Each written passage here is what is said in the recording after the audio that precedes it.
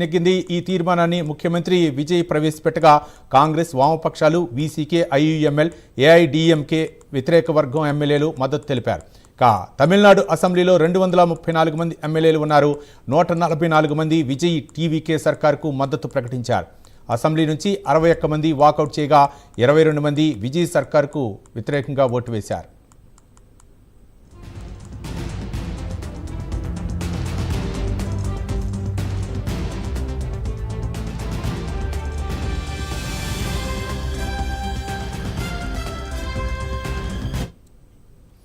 తమిళనాడు అసెంబ్లీలో బల నిరూపణ వేళ సీఎం విజయ్ కీలక ప్రకటన చేశారు. తనకు మద్దతు ఇచ్చిన ప్రతి ఒక్కరికి ధన్యవాదాలు తెలిపారు.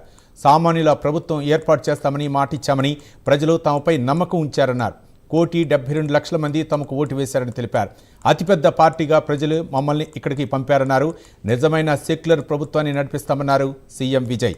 ఎమ్మెల్యేల కొనుగోలు కోసం మేం ప్రయత్నం చేయలేదని, తమ ప్రభుత్వం రేసు గుర్రంలా పరిగెడుతుందని, వేరే గుర్రాలను కొనాల్సిన అవసరం లేదన్నారు. மனசாட்சி உள்ள மக்களாட்சியை தரும் என்று உறுதி அளிக்கிறேன். சமூக நீதி, சமநீதி, சம வாய்ப்புடன், உண்மையான உறுதியான ஜனநாயகத்துடன், மதச்சார்பற்ற சமூக நீதி கொள்கைகளுடன் இந்த அரசு நடக்கும். அதில் சிறிதும் மாற்றமில்லை.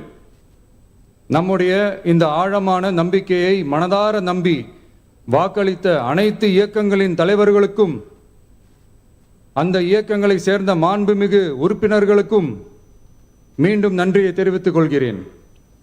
எம்மதமும் நம் மதமே, எல்லா மக்களும் நம் மக்களே. இதில் வாக்களித்தவர்கள் புண்படுத்தாத அரசு, இதை எல்லாம் போக போக புரிந்து கொள்வார்கள். எனவே துள்ளி எழுந்து பதில் சொல்வதை விட எதிலும் துணிச்சலுடன் செயலாற்றி வெற்றி பெறும் அரசு இது. பதவிக்காக, அதிகாரத்துக்காக அமைந்த அரசு அல்ல. நம்பிய மக்களுக்கு நன்றி கடன் செலுத்துவதற்காக அமைந்த அரசு.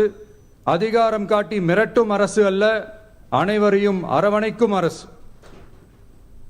எவர் மீதும் வெறுப்பு காட்டும் அரசு அல்ல, எல்லோரையும் விரும்பும் அரசு. மக்களே முக்கியம், மக்கள் நலன் மட்டுமே முக்கியம்.